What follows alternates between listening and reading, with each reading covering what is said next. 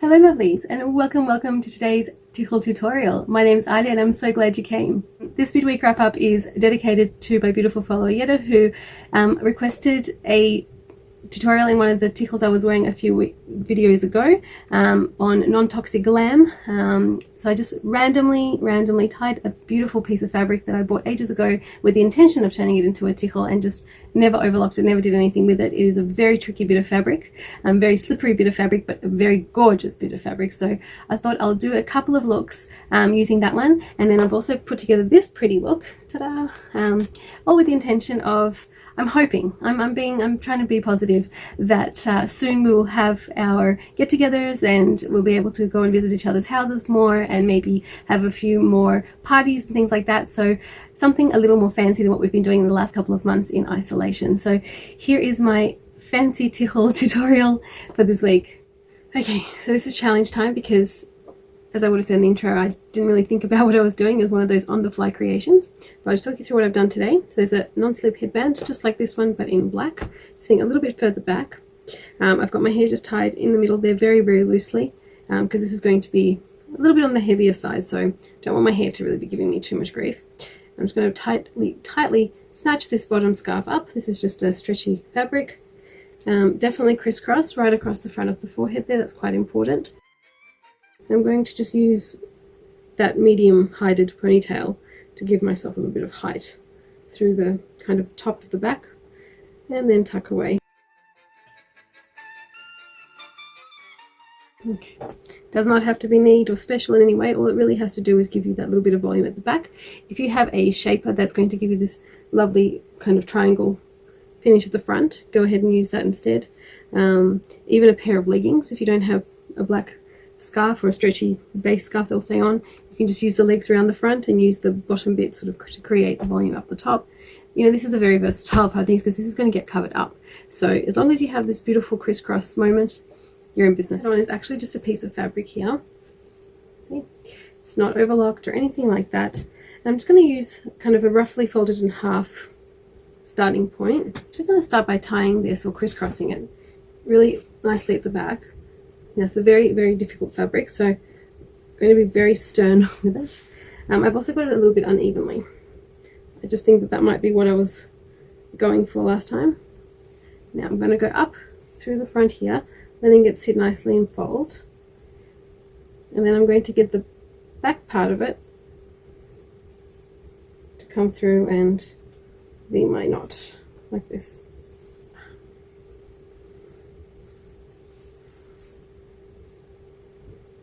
Then using this part here, spreading it beautifully, letting it fall, creating a nice veil there.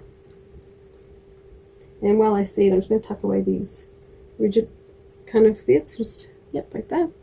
Okay, gathering all of this nicely, I'm going to take it through the side. Oops.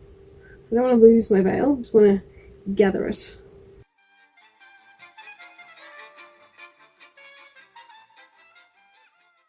And then tuck it right through this little fold here at the back.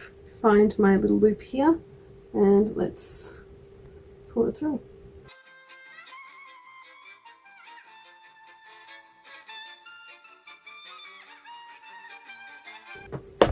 So that's one attempt or version of that tichel that I had on the other day. I'm going to try one other thing.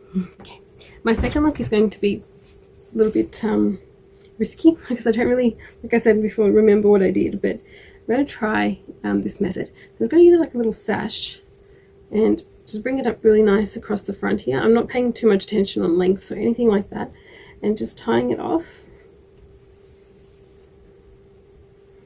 just to create this beautiful part of it.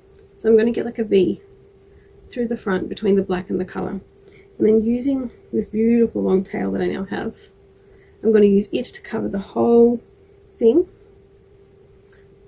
and then just gently kind of encouraging it to go where I need it to go. Then gathering it like you would your sort of ponytail kind of action. Let me just show you guys, like that, and then tying it off using the remaining tail here. I'm going to go under, and I'm going to take the short one and pull it through.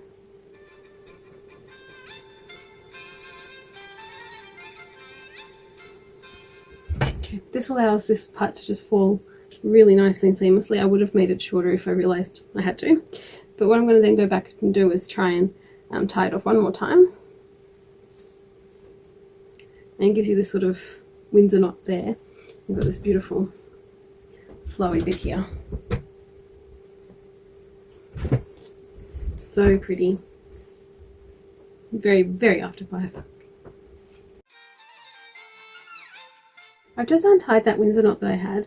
I'm just going to pull that short one through to the back and tuck it away, just to show that that's also a really cute option as well, and that still allows a really nice flow and all that sort of thing. And if you didn't want to keep the tail for whatever reason, that too can go just all the way back around.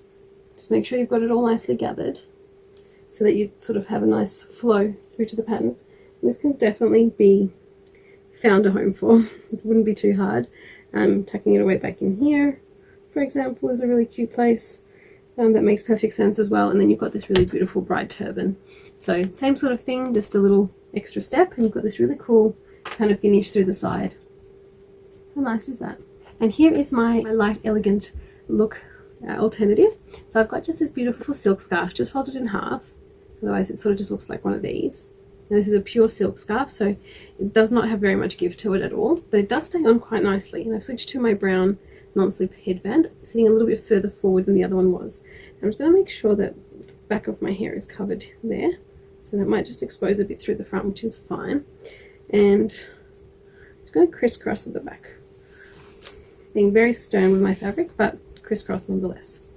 Okay, so now I've got a lot of exposure through the front. So I'm just going to take it over to one side. I'm going to let these folds really kind of be the main showstopper here, like that, and tying it off. I'm going to tie it off roughly the same place I did with the previous tichel. Now at this point you can decide what you're going to do with your non-slip headband or shaper or whatever, and how much hair you want to show, all that sort of thing.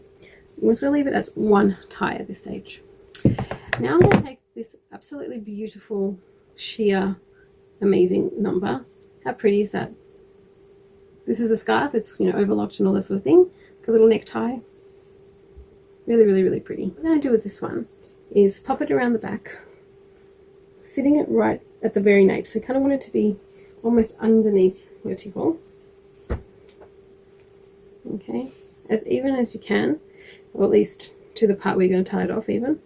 And I'm just going to pull it, even though it's at the back of your tichel, underneath your tichel, I want it to come up around the back of those beautiful folds we just made on that side, but under on this side. I'm going to tie it off right behind the first tie,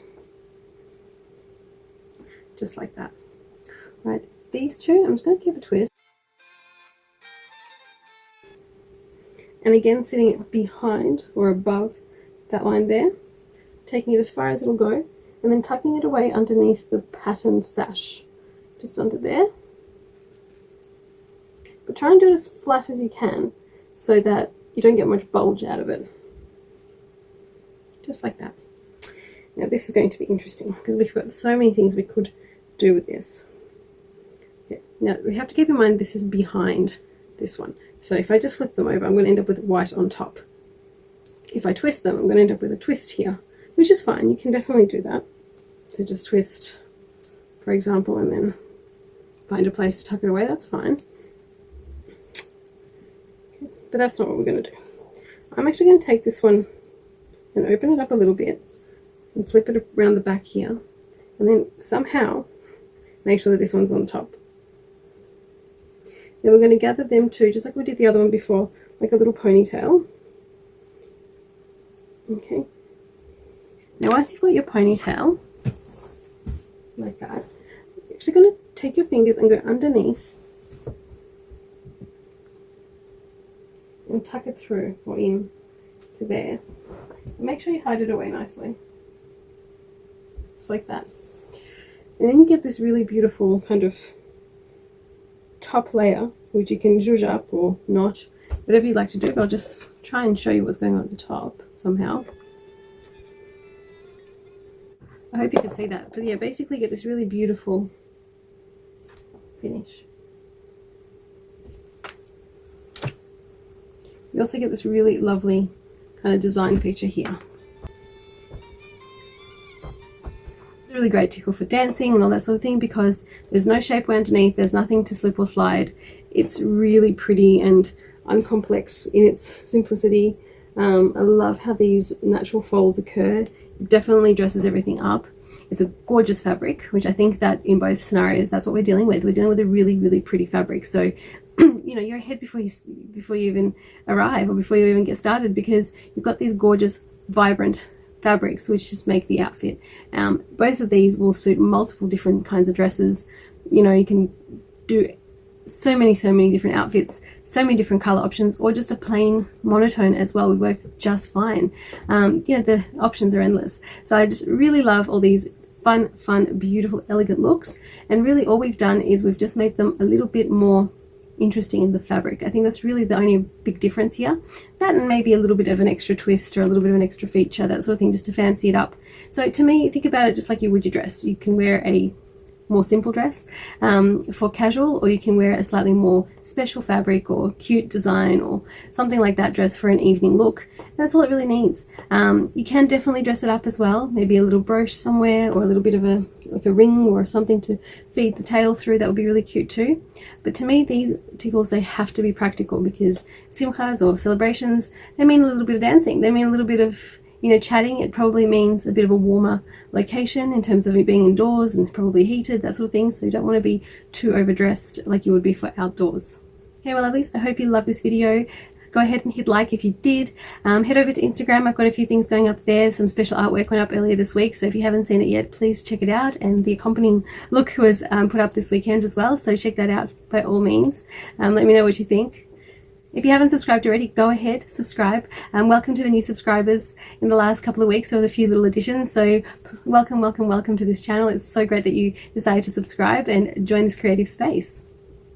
Wherever you are around the world, I hope you're having an amazing day. I hope you're staying safe and healthy, and that your restrictions are slowly being lifted in good health. Can't wait to see you on the next one. Bye.